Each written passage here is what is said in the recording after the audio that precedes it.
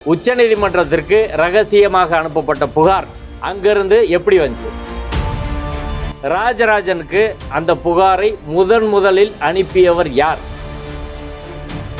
ஒரு sitting judge மேல அரசியல் சட்ட விரோதமாக அவர் செயல்படுகிறார் என்ற விவரங்களை நான் தொகுத்து அனுப்பிய புகார் என் பெயரோட சேர்த்து அவர்கள் பகிர்ந்ததே குற்றம். மதுரை உயர் நீதிமன்றத்தில் நான் வழக்கறிஞராக இல்லாத வழக்கில் என்னை அழைத்து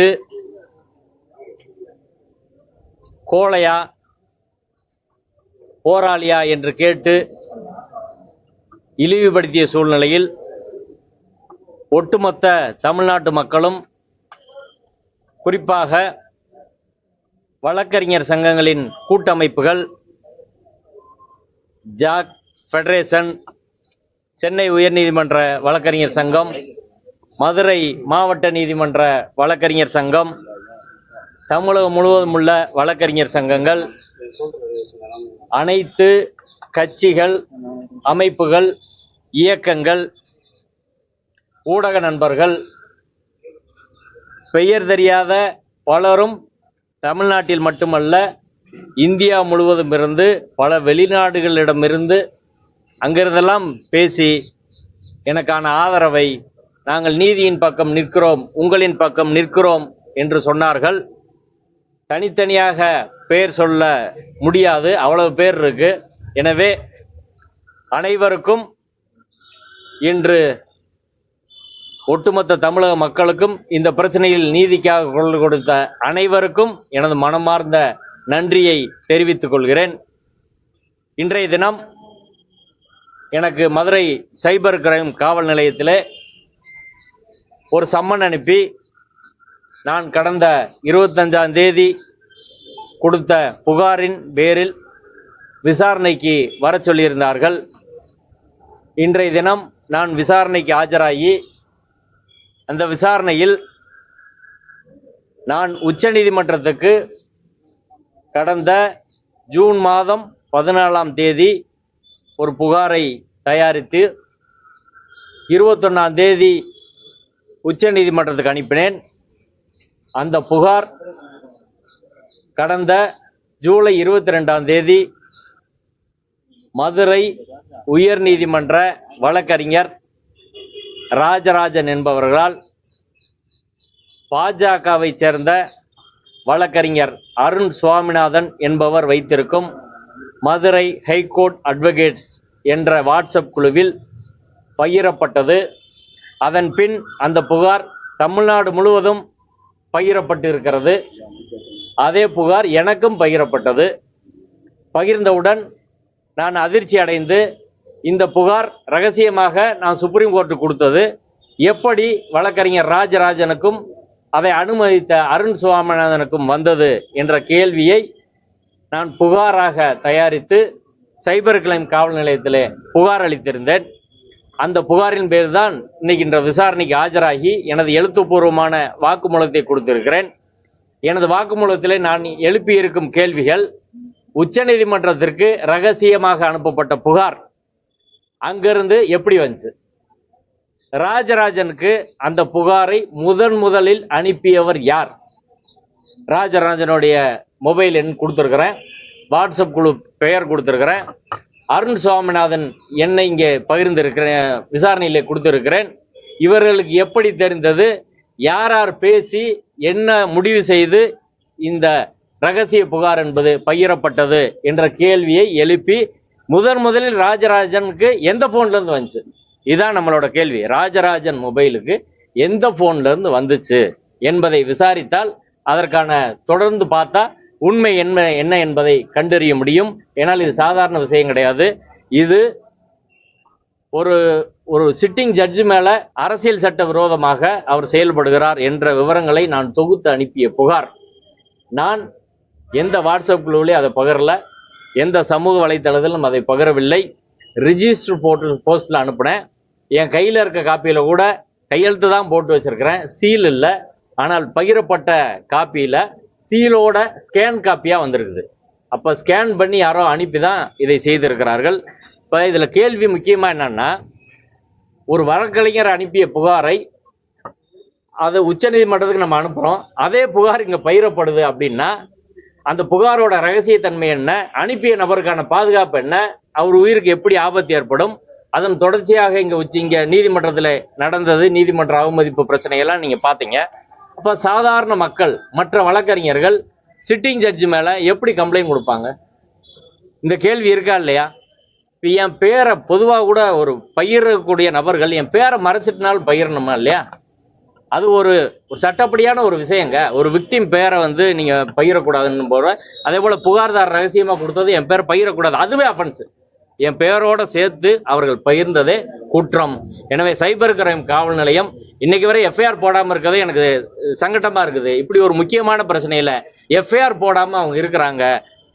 எஃப்ஐஆர் உடனே போட்டு இதை கண்டறிய வேண்டும் என்ற கோரிக்கையை நான் வைத்திருக்கிறேன். அதன் அடிப்படையில் உரிய விசாரணையை அவர்கள் செய்வார்கள் என்று நான் எதிர்பார்க்கிறேன். நீங்க சுப்ரீம் கோர்ட்டுக்கு அனுப்பிச்சது உயர்நீதிமன்றத்துக்கு அது கேள்வி எழுப்பி வந்திருக்கா? அது எனக்கு தெரியாது. எனக்கு அதை பற்றி எந்த தகவலும் வரவில்லை. எனக்கு உச்சநீதிமன்றத்தில் எந்த தகவலும் இதுவரை வரல. உயர்நீதிமன்றத்துக்கு வந்துச்சா இல்லையான்னு எனக்கு தெரியாது. அடுத்து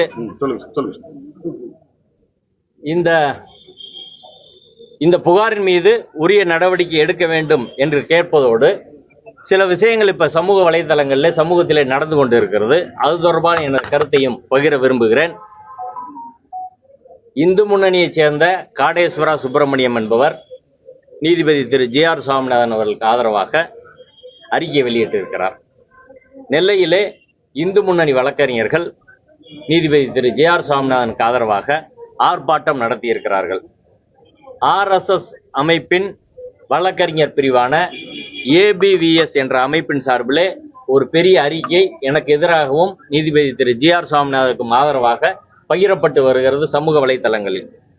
தென்னிந்திய ஃபார்வர்ட் பிளாக் கட்சியைச் சேர்ந்த ஆர்எஸ்எஸ் அமைப்போடு தோழமை அமைப்பாக இருக்கக்கூடிய திருமாறன் என்பவர் என்னை கடுமையாக விமர்சித்து ஒரு மோசமான வார்த்தைகளை சொல்லி நீதிபதி திரு ஜி.ஆர். சுவாமிநாதனுக்கு ஆதரவாக அறிக்கையை வெளியிட்டு இருக்கிறார்.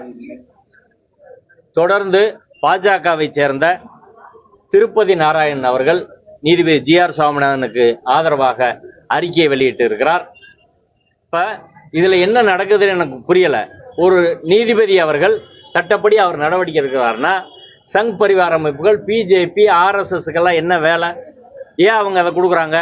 இப்ப நீதித்துறையில் அரசியலை புகுத்துவது யார் என்ற கேள்வி இருக்குதா இல்லையா? எனக்கு ஏதோ திமுக ஆதரவாக இருப்பதாக ஒரு செய்தியை பரப்புகிறார்கள். இப்போ பிஜேபி காரங்க ஆர்எஸ்எஸ் காரங்க சங் பரிவார அமைப்பை சேர்ந்தவர்கள் நீதிபதி அவர்களுக்கு ஆதரவாக கொடுப்பதால் அவர்கள் எல்லாம் நீதிபதிக்கு ஆதரவானவர்கள் அப்படி சொல்ல முடியுமா? எனக்கு இன்னைக்கு வரை திமுகவிலிருந்து நேரடியாக எந்த ஒரு அறிக்கையும் வரவில்லை. விசிக தலைவர் திருமாவளவன் அவர்கள் அறிக்கை கொடுத்திருக்கிறார். சிபிஎம் தோழர் செயலாளர் சண்முகம் அவர்கள் அறிக்கை கொடுத்திருக்கிறார். அதே போல சிபிஐ முத்தரசன் அவர்கள் கொடுத்திருக்கிறார். திராவிடர் கழக தலைவர் ஆசிரியர் வீரமணி கொடுத்திருக்கிறார். தோழர் கொளத்தூர் மணி, ராமகிருஷ்ணன், நாகை திருவள்ளுவன் உள்ளிட்ட அனைத்து ஜனநாயக சக்திகளும் கொடுத்திருக்கிறார்கள். ஆனால் திமுகவிலிருந்து இன்னும் எனக்கு ஆதரவாக எந்த அறிக்கையும் வரவில்லை. நான் எல்லா கட்சிக்காரர்களையும் நான் சந்திக்க இருக்கிறேன். இப்ப இந்த பிரச்சனை அரசியல் பிரச்சனையாக ஆர்எஸ்எஸ் பிஜேபி சங் பரிவார அமைப்புகளால் மாற்றப்படுகிறது. எனது உயிருக்கு அதனால் அச்சுறுத்தல் இருக்கிறது. எனவே நான் அனைத்து கட்சி தலைவர்களையும் திமுக உள்ளிட்டு காங்கிரஸ் உள்ளிட்டு சிபிஐ சிபிஎம் தோழர் திருமாவளவன் அவர்கள் எம்பிக்கள் நாடாளுமன்ற எம்பிக்கள் திருமாவளவன் அவர்கள் வெங்கடேசன் அவர்கள் ஆராசா அவர்கள் இப்படி எல்லோரையும் சந்தித்து இந்த பிரச்சனையிலே உரிய நடவடிக்கை கோரி நான் எல்லோரையும் சந்திக்க இருக்கிறேன்.